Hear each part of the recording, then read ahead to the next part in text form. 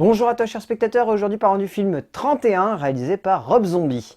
L'histoire c'est celle d'un groupe de forains qui en 1975, alors qu'ils voyagent jusqu'à Harleysville le soir d'Halloween, vont se faire arrêter par une espèce de secte un peu chelou qui vont les utiliser pour combler leurs besoins de sang et de chair fraîche en cette nuit d'Halloween. C'est du pur Rob Zombie ce long métrage.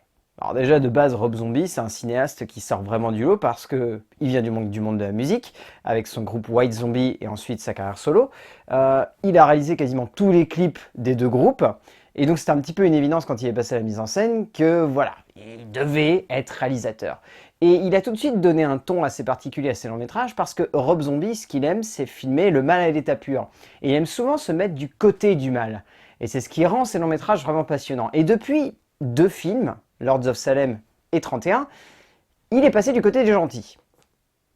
Et ça fonctionne moins bien, les gens ont du mal à rentrer dedans. C'est-à-dire que la Maison des Mille Morts et The Devil's Reject, c'était des bombes parce que justement ils se mettaient du côté des méchants et ils nous demandaient d'avoir de l'empathie pour ces personnages-là. C'était énorme, parce que ça fonctionnait. Et Lords of Salem et ce film, je compte pas les deux remakes de Halloween parce que tout le monde les connaît et tout le monde sait que c'est deux des plus grandes œuvres du cinéma d'horreur moderne. Et même si c'est des remakes, c'est des réinventions pures du mythe de Michael Myers. Mais depuis Lords of Salem et donc avec 31, on est sur une nouvelle expérimentation au niveau de son cinéma, ce qui donne lieu à beaucoup d'interrogations, mais à des films qui sont vraiment prenants. Et 31, c'est le cas. 31, c'est le cas parce que déjà au niveau de son scénario, ce qu'il a voulu, c'est créer un survival ultra classique. C'est-à-dire que il n'y a pas de tentative de renouveau du genre, il n'y a pas de tentative de réexpérimentation d'effets de style, il n'y a pas de tentative de nouveauté au niveau de la composition des personnages, au niveau de la dramaturgie, au niveau des retournements, au niveau de l'idéologie, au niveau des métaphores.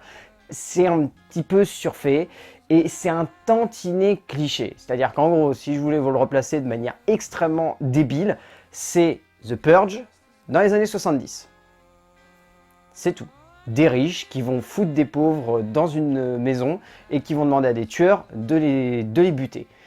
Et on sent qu'il a voulu quand même apporter une certaine réflexion autour de la place du mal parce que dès la scène d'intro, on ne nous met pas du point de vue des gentils, on nous met une nouvelle fois du point de vue des méchants. C'est-à-dire que tout le début du film, c'est un putain de monologue face cam donné par un des personnages ultra importants du film qu'on voit au début et à la fin. Je vous dis pas qui c'est, vous le découvrirez, mais c'est un personnage qui a énormément de charisme et qui dégage quelque chose d'à la fois extrêmement fascinant et en même temps terrifiant à l'écran. Et de toute façon, c'est la plus grande force de Rob Zombie. Ce mec-là sait créer des personnages qui, dès l'instant où ils débarquent à l'écran, ont un charisme, ont une existence scénaristique, ont une existence caractérielle et vont tout de suite emmener la narration. C'est sa grande force et c'est ça qui fait que son écriture fonctionne. Et au bout d'un moment, l'écriture, elle marche plus dans ce film. Clairement, au bout d'un moment, on lâche la grappe parce que c'est redondant, c'est répétitif, ça tourne en rond, ça se réinvente pas, ça cherche pas à renouveler le genre du survival, et la fin est d'un cliché qui a vraiment du mal à fonctionner, et donne la sensation de complètement évincer tout ce que le long métrage a voulu construire sur 1h20, et ça dérange. Ça dérange parce que, putain, visuellement, Rob Zombie, il est en pleine réflexion. Depuis Lords of Salem. Alors Lords of Salem, c'était clairement son film à la Kubrick.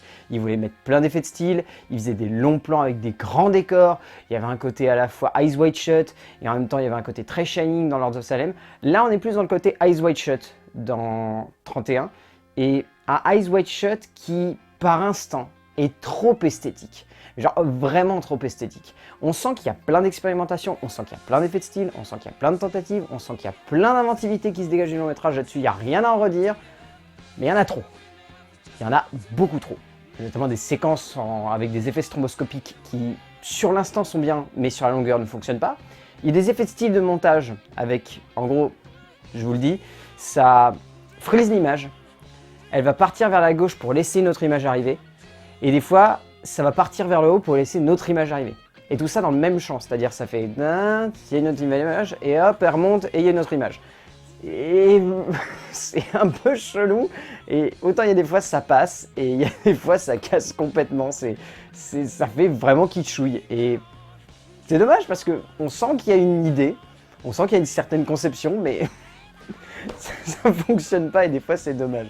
Et après, ouais, voilà, il essaye quand même des choses. Enfin, le charisme des personnages, il essaye vraiment de les mettre en avant en jouant sur le côté terrifiant de chacune des images. Il joue sur une peur, mais une peur qui va pas naître d'un jumpscare ou d'une longueur de plan, plutôt une peur qui naît de l'ensemble du cadre. C'est-à-dire dès le début où le cadre se plante, on sait que l'endroit est malsain, on sait que l'endroit est glauque, on sait que les personnages sont flippants. Et il y a une manière de filmer aussi ses antagonistes qui est extrêmement intelligent. Toute la manière avec laquelle il filme les deux fous avec les tronçonneuses, ou le nain nazi, parce qu'il y a un nain nazi dans ce film, ou la mort et l'amour, enfin, c'est super quoi. Ces personnages, ils sont vraiment charismatiques, ils dégagent quelque chose à l'écran, enfin, c'est juste fou quoi. Ce mec-là sait filmer les antagonistes. Il faudrait qu'il se mette à filmer des méchants à l'écran. Et en fait, ça aurait dû être Rob Zombie qui aurait dû faire Suicide Squad. Ça aurait peut-être donné quelque chose de vraiment fort. Et il sait bien filmer ses acteurs. Le fait que Rob Zombie, quand j'en discutais avec mon pote Thomas qui était là aussi avec moi, il va vraiment falloir qu'il arrête de filmer sa femme, parce que il fait un peu des films à la gloire de sa femme depuis Lord of Salem. Et ça dérange un peu, parce que Sheri Moon Zombie, bon, elle est très bien, elle joue plutôt bien, mais le fait est qu'on sent qu'il veut faire survivre son personnage uniquement pour la mettre en avant dans son film. Parce qu'en soi, le personnage n'est pas forcément ultra développé ou intéressant, parce que derrière, il y a Malcolm McDowell qui est vraiment bien, Elizabeth Daily qui est très bien aussi, Lou Temple, Meg Foster, Richard Brake qui est juste phénoménal dans ce film. Richard Brake, c'est le vrai coup de cœur de ce long métrage en tant qu'acteur, il est sublime. Lawrence Hilton Jacobs, Jeffrey Daniel Phillips, Daniel Roebuck, tous ces acteurs-là sont vraiment bien. Mais c'est Richard Brake qui ressort du lot. Si vous avez un seul acteur à retenir de ce film, Richard Brake, il pète l'écran à chacune de ses apparitions. Et donc au final, 31, c'est un bon Rob Zombie. Mais il est trop encore dans l'expérimentation pour vraiment arriver à trouver sa patte, vraiment arriver à trouver son style et imposer quelque chose de fort à l'écran. Ce qui fait qu'on se retrouve avec un long métrage un peu bâtard, mais qui est tout de même prenant et intéressant, en même temps que d'être extrêmement graphique et esthétique, même s'il est maladroit des fois. Donc 31 de Rob Zombie, si vous avez l'occasion de le voir, parce que malheureusement il n'est pas encore sorti dans les salles françaises. Moi j'ai vu l'absurde séance donc avec les gars. D'ailleurs, dans pas longtemps, il va y avoir une vidéo avec Mathieu qui va sortir sur La Nuit Fantastique, où on en reparlera. Mais si vous avez l'occasion de le voir ou de le choper, allez-y, parce que ça reste un bon film d'horreur, et c'est un film d'épouvante qui sort du lot. Donc voilà, allez-y, jetez-vous dessus.